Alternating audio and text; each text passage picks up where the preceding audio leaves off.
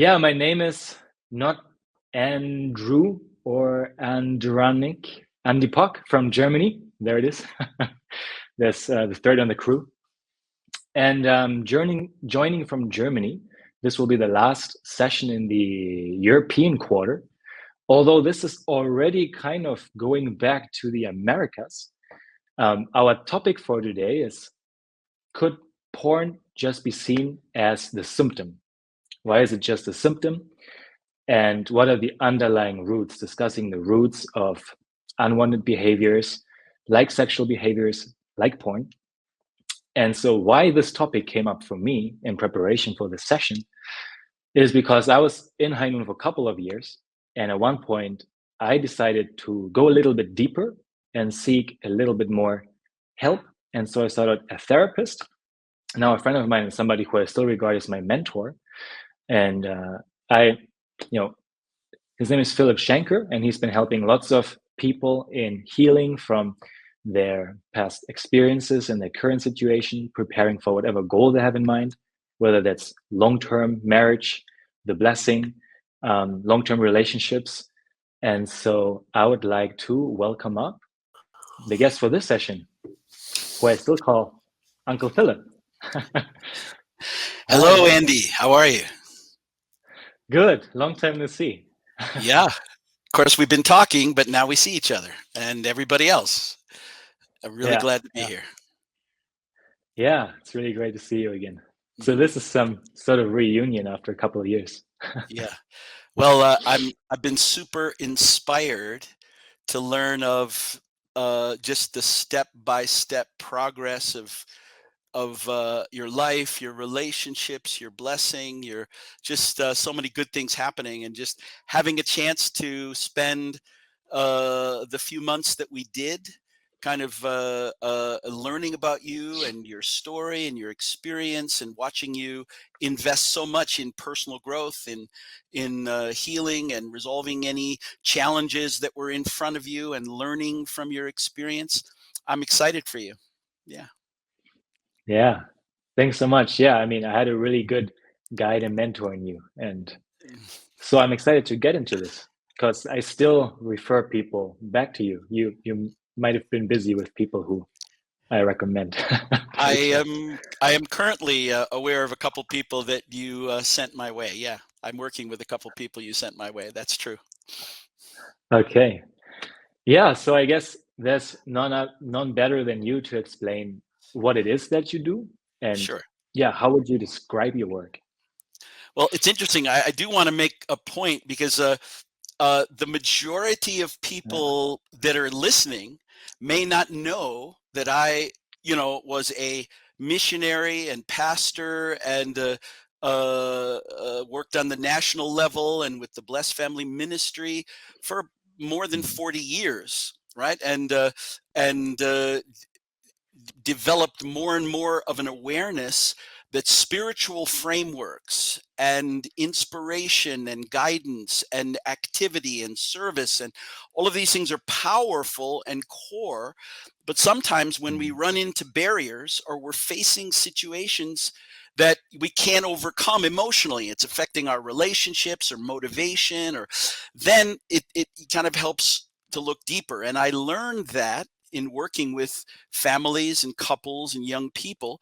So for the last 10 years, I took that kingdom building effort on the global level, right? I began focusing on the kingdom within each person.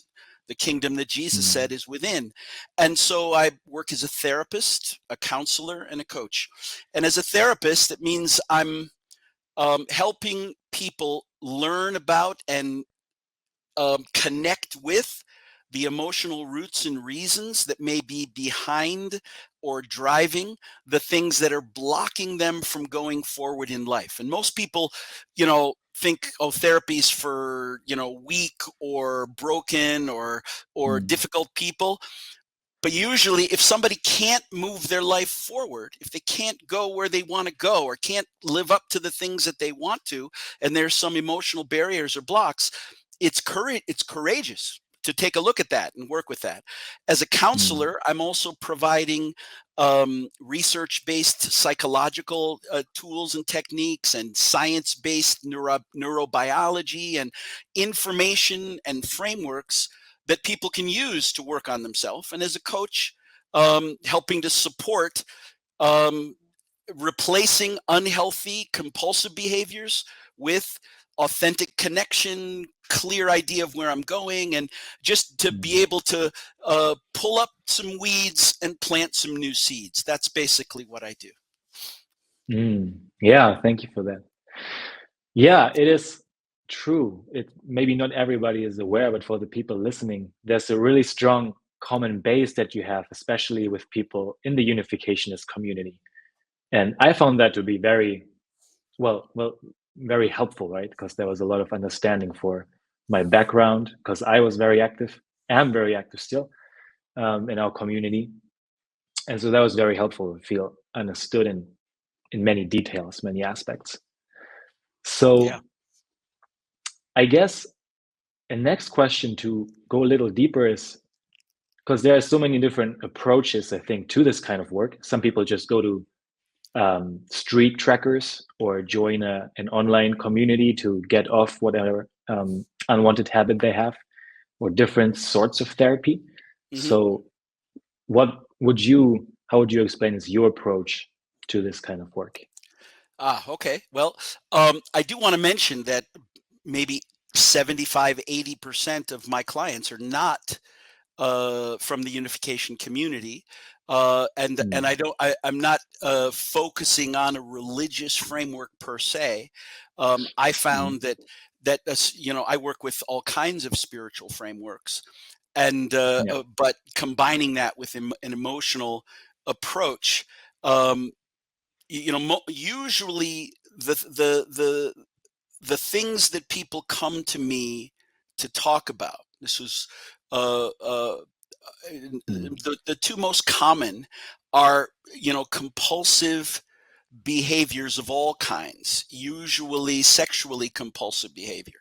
Now, sex is not an evil. Sex is a God-given, beautiful experience that realizes a lot of things. But when anything becomes compulsive, which means I can't not do it, it's occupying my time, it's pulling me from important things. And the number one thing that human beings do all over the world compulsively is our relationship with food. Maybe that's because it's so accessible, right? But we eat emotionally. There's all kinds of issues with food compulsively. And so what I do is to try and understand the, emotional roots and reasons that drive that behavior. The number two thing that people get compulsive with usually is sex, because it's portable and available to us at any moment, right?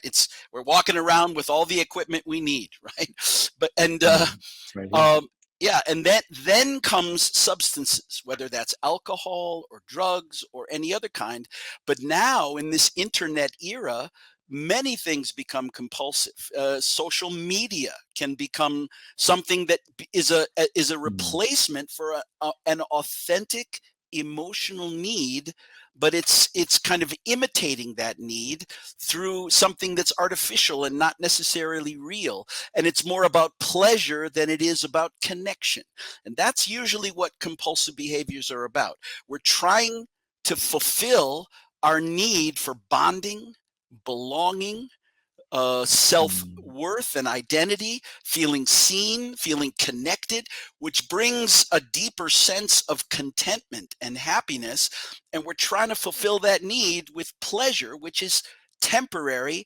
It's exciting, feels great for a moment, but it doesn't last. And the more we try to use pleasure in order to meet the needs of happiness, and connection and fulfillment, the more difficult it becomes to authentically connect with people, right? So, so social media can be that way. Computer games can be that way. You've heard of a workaholic. That's somebody who Yeah. deals with their emotional trouble by wrapping themselves up in work. Or a rageaholic. Even the hormones of anger and stress can become addictive, can become something your body and brain expect to give back and forth to each other, right? So within the spiritual frameworks, I work with particularly the understanding of attachment theory and Mhm. understanding how our attachment experiences in childhood, you know, Mhm. um, let me digress for a minute, okay? It's not Yeah, really digressing; it's going to your question. Um, think deeper. you know, uh, Attachment theory and developmental theories, right? And among all the different developmental theories that there are in psychology, moral development, emotional, relational, one of my favorites, one of the most beautiful, is the four great realms of heart in unification teaching. You know, Mhm. and each realm is for a specific learning about how to bond and connect. And that first Mhm. realm of the heart, children's love, I remember teaching it's about being, learning to be loyal and obedient and faithful. Mhm. That's true. But it isn't just about disciplining and guiding and teaching and rearing. That Yeah. is the time we call it the formative years, where our brain is Mhm. being formed, our emotions are being cultivated, we're learning to associate connection with pleasure. If we don't have connection, Mhm. we learn to find other ways of pleasure. We have a pleasure and reward system, which is what all addictions are about. All addictions are about Mhm. manipulating the pleasure and reward system, and giving Mhm. ourselves rewards without the accompanying life experiences that normally bring that pleasure, like feeling Mhm. connected, feeling seen, feeling safe, feeling loved and inspired. Right? Did you know that Yeah. the brain scan of somebody on methamphetamines? Mhm. I think I'm trying to remember the name of the specific methamphetamine. I'm not that well versed, but the brain scan of Mhm. somebody on methamphetamines looks just like the brain scan of somebody in love. We have a whole Mhm. pharmacy inside, and I'm not saying our brain determines our behavior. No, our physical Mhm. body reflects our spirit and our heart and our character and deeper things. But these Mhm. things manifest, this way. So that first realm of the heart is the most important thing, is that a young person ideally is meant to grow in an environment of unconditional love, right? That's the ideal. Mhm. No parents are perfect. Nobody can, even in the most faithful, loving, supportive, connected families, we all experience challenges. And there are times when our world isn't always safe and it isn't always loving, right? But that Mhm. period of unconditional love, that period of childhood, we call it formative also because we're forming our self worth, our self Mhm. identity, our confidence, our sense that we're safe and loved, our ability to be creative, to be courageous, to be resilient. All of that is rooted in that first realm of the heart. So Mhm. there's that, and then the other side is attachment theory. You know, um, Mhm. Attachment is everything, right? Even if you look from an evolutionary point of view, right? Um, Mhm. uh, Up until birds, up until reptiles, right? Had no meaning, right? A turtle lays Mhm. 200 eggs. Predators take 193 of them, and 7 survive, and that's how the species continues, right? But once you get Yeah. into mammals, and then ultimately humans, attachment is the way we survive. And human beings, being conscious, creative, image of God, y- uh, we are born the most fragile and vulnerable, the most dependent, and we have the longest period of needing that attachment with our caregivers in order to develop on Mhm. so many levels.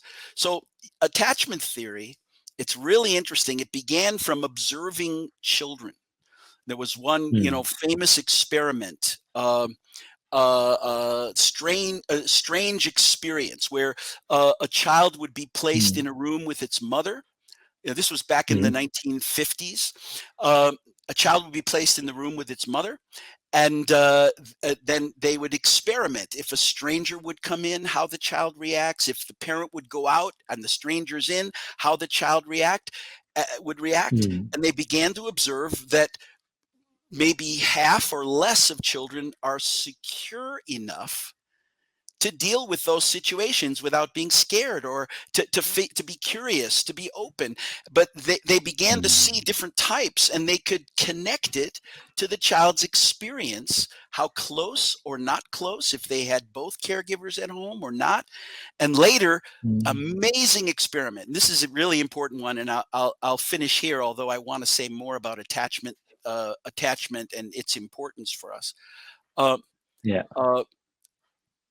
This experiment, probably many of our listeners have seen it, called the still face experiment. And it was just a mother would be present with her 1 to 2-year-old infant, responding, smiling, cooing back and forth, and the child's getting excited. And then the parent was told to just turn away, come back, and stop responding. Stop responding.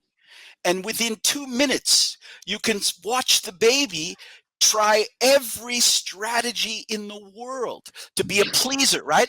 Who try to be funny, try to be cute, or to get angry, to disconnect, to turn away. And, so what happens when we grow up in a household where my parents are faithful, loyal, sincere, doing their best, making money, but, dad's always away at work, or mom is always doing, is a missionary, or as I was overseas in Africa and in Southeast Asia, and I wasn't at all my daughter's basketball games and wasn't always there for my kids, and so these things have a bigger impact than we might realize. Everybody can recognize if parents abandon their child at the fire station, right? That's going to be a trauma, and that's going to affect the child's way of relating to the world.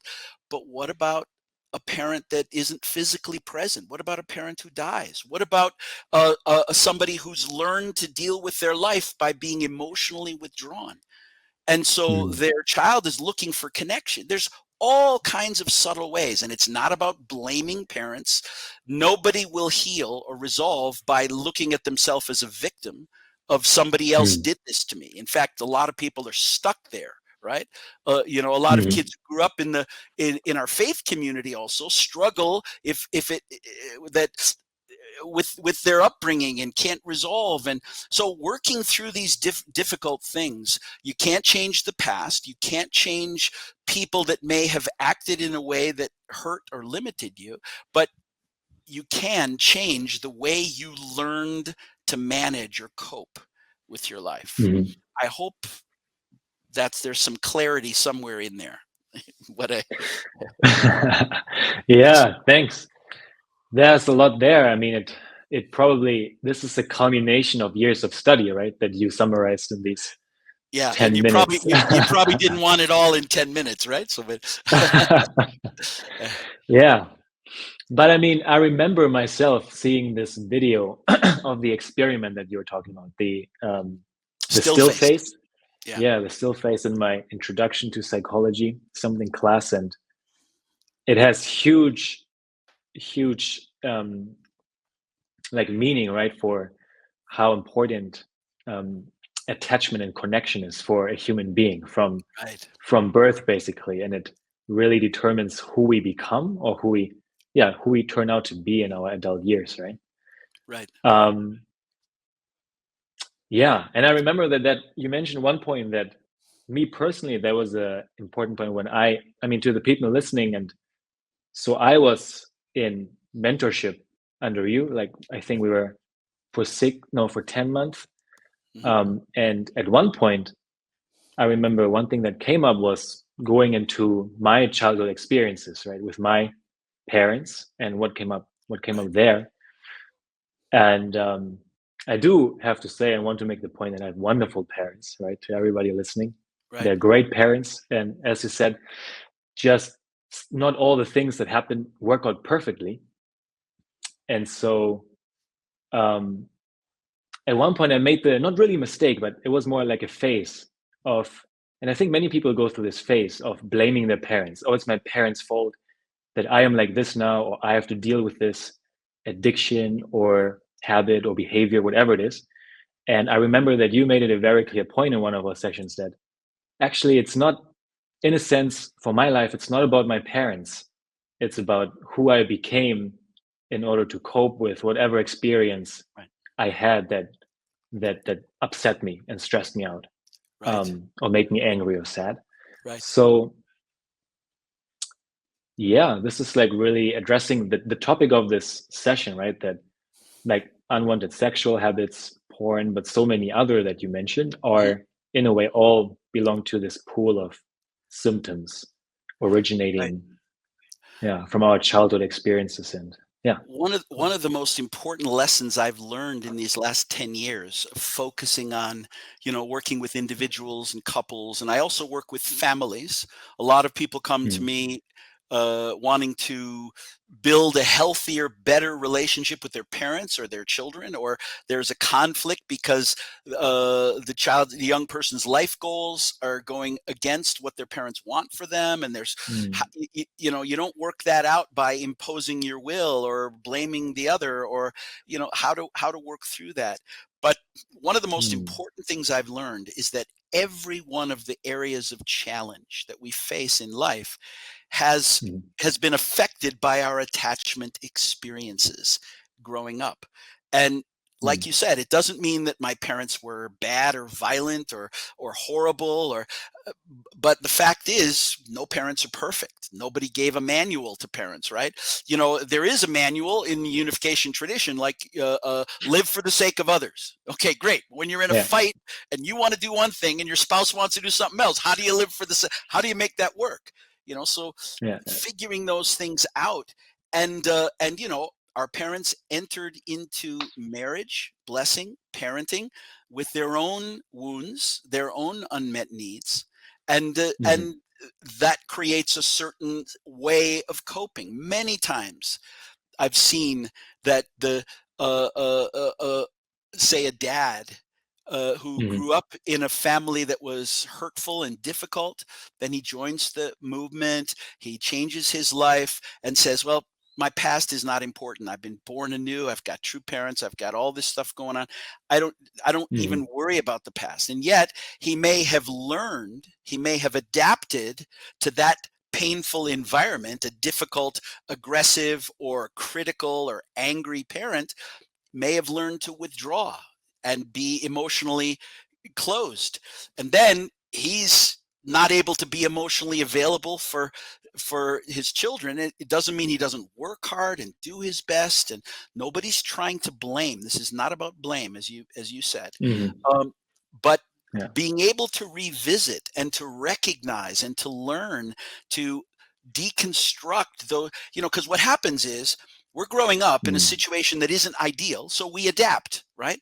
We don't think, oh, my mhm, parents are bad. We don't think, oh, we think, well, if I'm not getting that much attention, maybe I don't deserve it. Maybe I'm not worth it. Children tend to self-blame. mm, And then we adjust, we adapt in order to try to be safe or loved. And if we don't feel loved, we want attention, or we want sympathy, or we want to please, or we want to perform at school, or we want to do something that will, you know, mm, and even growing up in a religious community with high standards and expectations can also lead to trying to find my value from by performing according to those standards. It doesn't mean the standards are wrong, doesn't mean the community's mhm, bad, but this is quite a common experience growing up in those things. So it always mm, helps.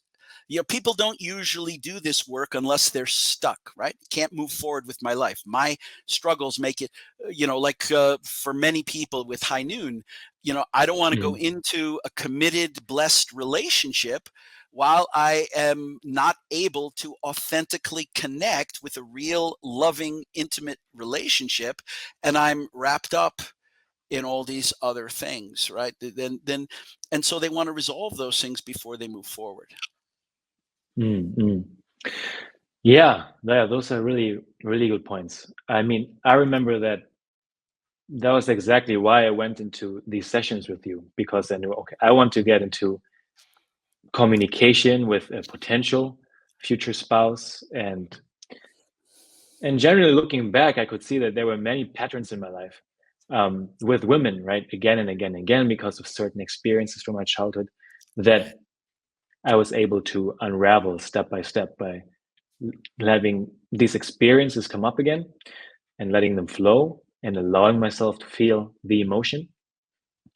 And yeah, so I want to say a couple things about first is yeah.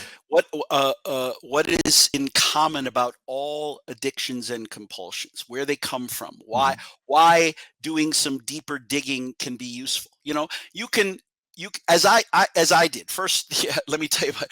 Mhm. Before puberty, my go-to, you know, in my complicated dysfunctional family experience growing up, right? Mm. Prior to puberty, prior to becoming a sexual person, food was my best emotional friend, right? And I ate my Mm. feelings. I remember coming home from school and polishing off, you know, lots of food. And after puberty, Yeah. you know, masturbation was my go-to, right? And Mm. I'll be very frank, and it was extremely compulsive. And some people out there know how many times in a particular day. I'm sorry, I don't mean to gross anybody out, but it was very Mm. compulsive. Then at 18, I hear the principle. I change my life. I get focused, and just being in a public situation, and my mind going toward God and going toward serving and Mm. going toward a situation outside myself. I'm making a four position foundation. You know, I'm going toward the higher purpose, and then my body's following me. So guess what? I had no such problem for months and months and months. But then you get Mm. into a different situation. You're alone. You're pioneering. You're by yourself. You're sick. You stay home a day. You're at night. You're idle. Now your mind's not going that way. And so your body kind of says, "Psst, you're not busy? Come here, I want to show you something. I got something interesting. You want to come find out?" And now all of a Yeah. sudden you're being pulled in the other direction. So I did, you Mm. know, back in those days, the guidance of my elders, you know, the accountability, have somebody to report to. I'm marking off calendars. How many days am I not? I'm using cold showers. I'm Mm. using mind body principles. But when I understood, and I don't have time to go into the story, but when I understood Mm. that what I was doing was temporary and was always going to end up disappointing me, always going to end up being fake, being incomplete, and not real. And that I realized I had to turn inward. And so it became that kind of thing. Now, all compulsive behaviors have certain things in common, right? Certain things in common. Mm. Um, it's the use of pleasure or comfort or the system that was also God given, the pleasure and reward system. Dopamine, you know, dopamine's not just about pleasure. If we didn't have that reward Mm. system, our ancestors wouldn't have crossed mountains or endured slavery or gone through all the trials of life with motivation and hope. And so it's a very powerful system. But pleasure is important, but also happiness and contentment and fulfillment is not the same thing. People think you can be happy with pleasure, but they're two important but different things. Pleasure is Mm. temporary, happiness is lasting. Pleasure is based in the body and brain, and happiness is ethereal, it's internal, it's something you feel on the inside. Pleasure is a self-centered experience even if you're doing it with other people. And happiness is always about connecting and being understood and feeling and bonding and expressing. And now again, we Mm. need both. We need both. There's nothing bad there, but all addictions have the quality of I'm pushing my pleasure and reward button over and over and over to try and make myself feel better, and it's not lasting, right? And Mm. if you actually look, and some of the stuff that we learned was how, you know, when we were working together, is how Yeah. your attachment experiences in childhood affect what you need. The legitimate needs that aren't met, Mm. and so we try to meet them. And we can easily sexualize them and fantasize about them. And we not only sexualize our unmet needs. For Mm. example, all of my fantasies and my there's a great word in the divine principle. What is it called? Not predispositions. It'll come to me. My brain's getting old. Inclinations. My 70-year-old brain doesn't work well. Um, uh, Mm. Proclivities. It's in chapter 2 of the principle. The things that I'm Okay. attracted to are a reflection of the legitimate needs for love and bonding that weren't met fully, Mm. and I'm now trying to meet them, or wounds that haven't been healed. I mean, you can actually look at all the natures of our fantasies, all the classes of porn, all of the types of fetishes, and they're all a roadmap to our emotional experiences of childhood. And this is not just Mm. for people who are struggling. Our attachment experiences affect who we're attracted to. Why do we keep being Mm. attracted to the same people? Why do people think my marriage isn't working? I'm not connecting with this person. It must be I've married the wrong person. Who chose this person for me? They must have done a bad job, And then and so we either end the relationship with divorce, or we try to Mm. seek pleasure outside with infidelity. That doesn't solve the problem. You divorce from that Mm. person, you're going to find the same patterns repeating that are a reflection of my attachment style and my coping style. It's Mm. very profound. For example, why would someone, and I'm going to get a little graphic, stop me if this is horrible, but why would somebody, Okay. there's a class of pornography and fantasies and fetishes called sadism. Why would someone be Mm. aroused by being urinated on or being pooped on? And if anybody out there feels this, I'm not criticizing you, but let's Mm. explore that. Yeah. You'll always find not sadism, masochism I'm talking about, where if somebody wants to experience Yeah. pain or these kinds of things, you'll always find some background experience of a lack of self-worth. It's amazing Mm. how we sexualize. Even there's a whole class of porn where men get aroused watching their wives, and I apologize to this lovely, faithful, beautiful audience, but where men get aroused Mm. watching their partners be satisfied by another man, and feeling less, feeling like they can't do it. But that's connected to an emotional Mm. experience that we're reliving, or a wound that we're trying to heal. uh, and sex is so accessible, and it's often, and you can pretty much go through the different, and even if you look at your own fantasies, right? Mm. Oftentimes we fantasize what we don't have hope of realizing in our life. We fantasize that we're loved. We fantasize that someone's giving me attention. Mm. And if that person is of the opposite gender or the same gender, it's not because it's genetic or inborn or given by heaven. It's a compulsion arising from unmet needs and unhealed wounds. And it's not an issue of this or that gender orientation. It's a human experience. We all go through this stuff. Mhm, mhm. Yeah, yeah, and understanding this is really can be such a game changer for people, right? Which is the point of uh, this session, that the problem itself is not just that I am acting out my bad habit or that I just need to stop the behavior right now. Of course, that is part of it, but I think myself included, when I started getting into, I want to recover my sexual Mhm. integrity and abstinence, sobriety, and just yeah, get away from it and try all the methods and trackers and cold charts conditions.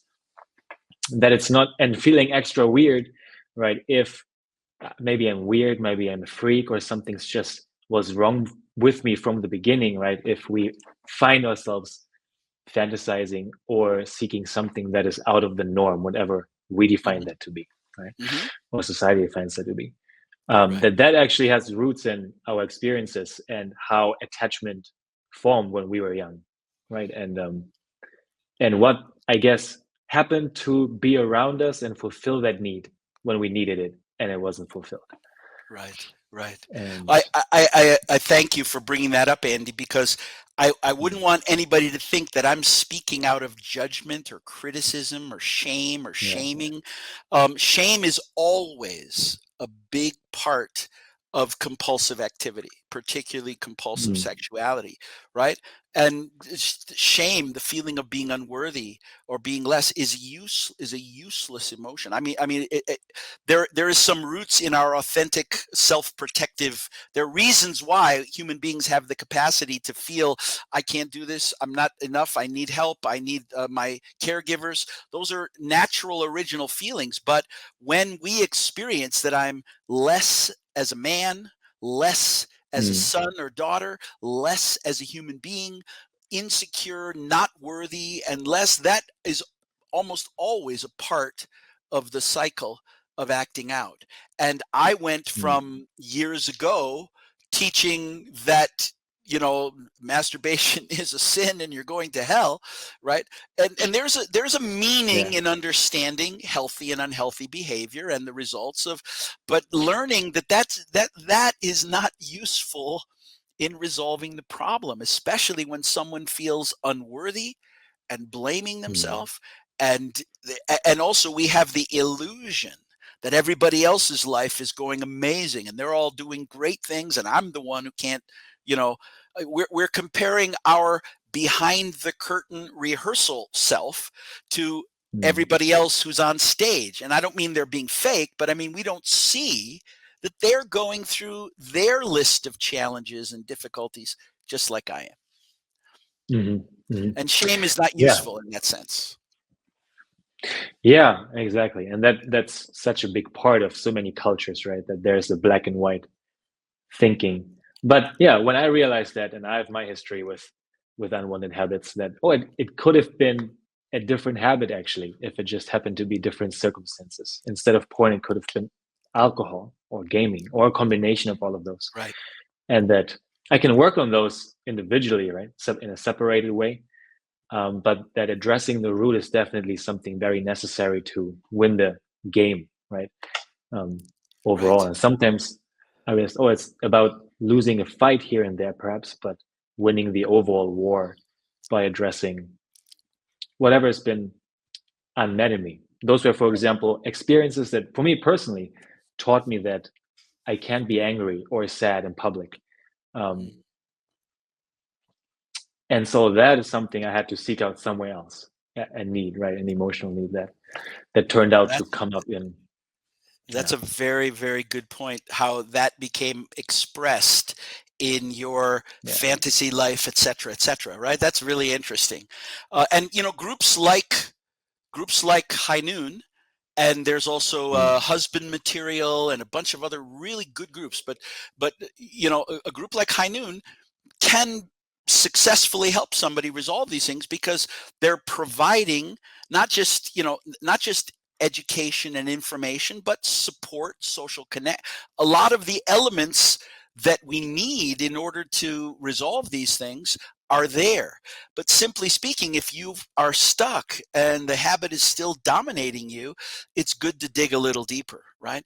and i mhm, and I was starting to say before, you mentioned about, how you had to stifle or suppress your angry feelings, and it had to come mm, out somewhere. One yeah, probably the most powerful among the most powerful lessons that I've learned is it's not only in compulsive behaviors with pleasure-based substances that we can be compulsive. Mental health issues are also a compulsive way of dealing with how we experience detachment.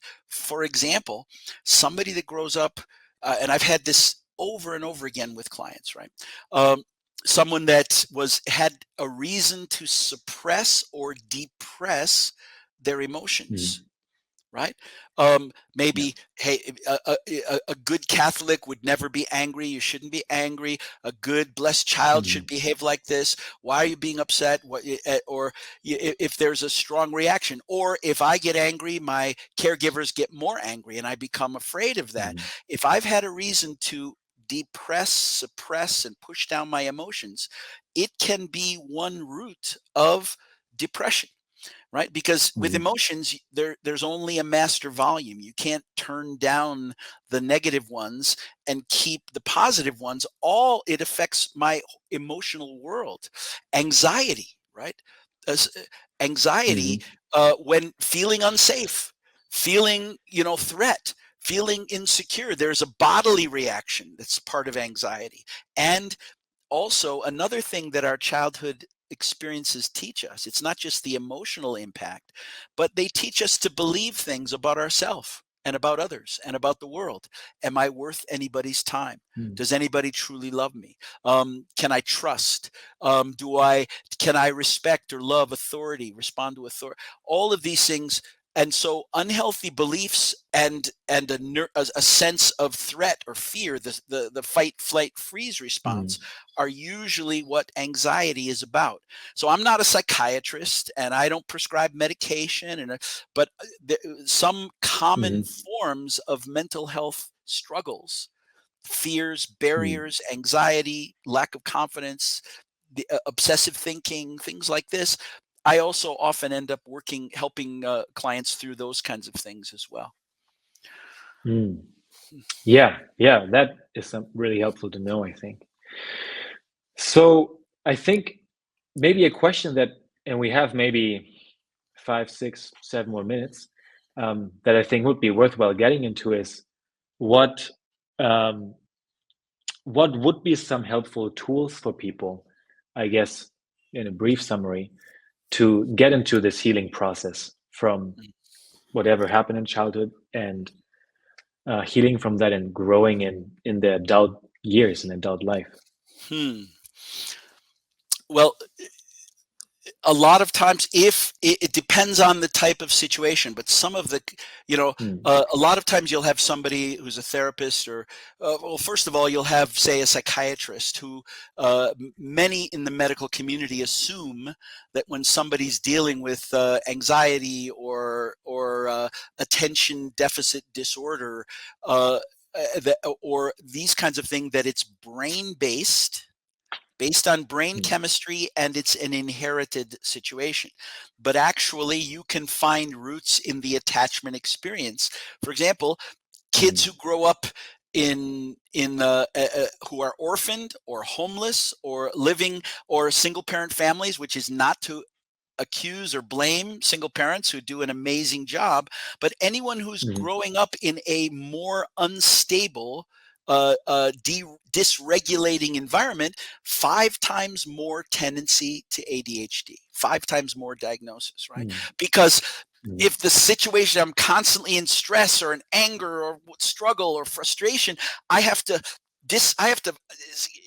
protect myself from it somehow, and it becomes mm, a go-to mechanism. So, um, some of the kinds of tools, a lot of times therapists will approach with one, okay, cognitive therapy, dialectical behavioral.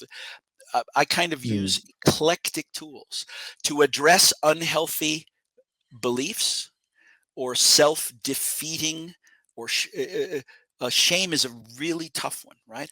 But unhealthy beliefs mm, about myself, there are cognitive techniques to learn to recognize, expose the lie, affirm the truth, and change my thinking, right? And so teaching people how to do that is one important thing.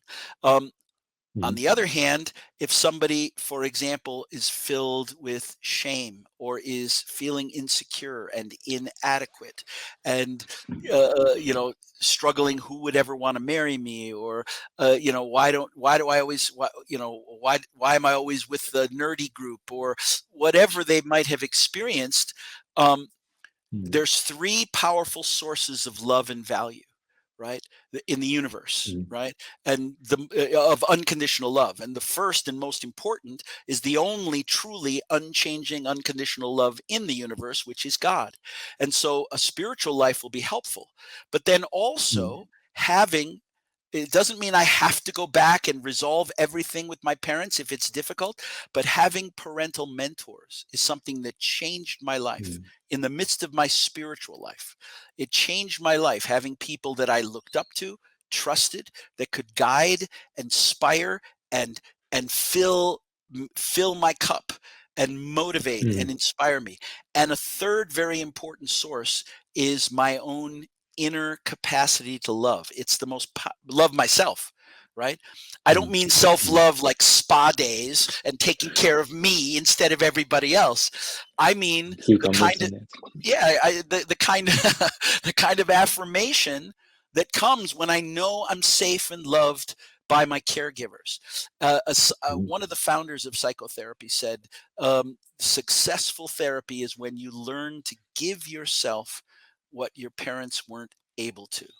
Right? It's not about mm, changing them or going back to the past or holding on to resentment or any of those things. But sometimes we need to go and allow ourselves to experience a developmental need, an emotional developmental need or other that was missed. And there are ways of doing that. Memory healing, inner child work, all of these things. These are not just like fancy schmancy new age things. The inner mm, child is just a framework of being able to get in touch with how I experienced my vulnerable pre-adolescent years, and how can I learn, heal, acknowledge, and give myself the support, safety, compassion, and love. And so there are cognitive techniques, mindfulness techniques. mhm. There are neurobiological techniques. Do you know that the right kind of breathing is more powerful than anti-anxiety medication? And I use it myself, and I taught you some of these things too. So that's a little bit Mhm. Yeah. of those are a few things. Yeah. Yeah. Yeah. Of course, in the time, it's impossible to get into everything that's there and how it works exactly. But those are the things I remember we did as well. Kind of going Yeah, through approaching inner child healing and some cognitive behavioral um, exercises with which both were very powerful in their own way and yeah. complementary. And then I think a bunch of other exercises. Yeah, Yeah. yeah. Well, uh, Yeah. if I can also, I think my experience with unification principle was super Hmm. important because the principle understands that we have an original, authentic, divine, original self, right? Which means, Hmm. and even if you listen to Father's theories on education, if you look at his guidance on education, it's all inside you. Right? It doesn't have to be put Hmm. in from the outside. It needs to be cultivated from inside. So, from that standpoint, we have all the capacity and power within us, and learning how to cultivate and affirm and express those things. On the other side, we have a fallen or false or wounded or unhealthy self. And so some therapeutic understanding, tools to heal, to resolve, to break through barriers, to learn different behaviors, to overcome fears. Um, and so we use lots of different techniques applicable to the situation. Even how to make healthy boundaries, communicate effectively, Hmm. communication skills, assertiveness skills, depending on each person's story, and even just the self understanding that someone can gain from looking compassionately and with wisdom at their own journey and story. They can Hmm. learn, realize, and let go of so much. Yeah. Yeah. Yeah. Yeah. Thank you so much. There's so much I think that people can learn from this, or I hope that people can learn from this. Um, and as you said, people can learn from their own story. Like, I mean, there are many quotes looking at your own behavior or your own addiction. tells you so much about what it is that you actually are looking for and desiring in life right now. Right. And I think yeah, Jay Stringer, who wrote the right, yeah. incredible book Unwanted. I take credit for recommending that to High Noon a couple years ago, but might not be me. But Stringer said your adult compulsive sexual behaviors are a roadmap to your wounds, a roadmap to your childhood experience, your unmet needs or your unhealed wounds. Right. Yeah, that's what I was thinking. Yeah, it's amazing that humanity now is at a point where we are much more aware, at least in our Western society, of all these roots and things, and we can go much deeper than just the surface. Yeah, I think we are at the end of the session already. There would be many more hours, right, worth of covering stuff, but thank you so much for coming back on the show. Yeah, I apologize if I dove in too deep in this or that area, but I hope the general sense of what your questions, because the theme being that the compulsive activity is a symptom. What's it a symptom of? What are some of the roots? I hope that we've been able to touch on that a little bit, and I so appreciate you and inviting me here, and wish the best to everybody listening. Thank you so much. Yeah.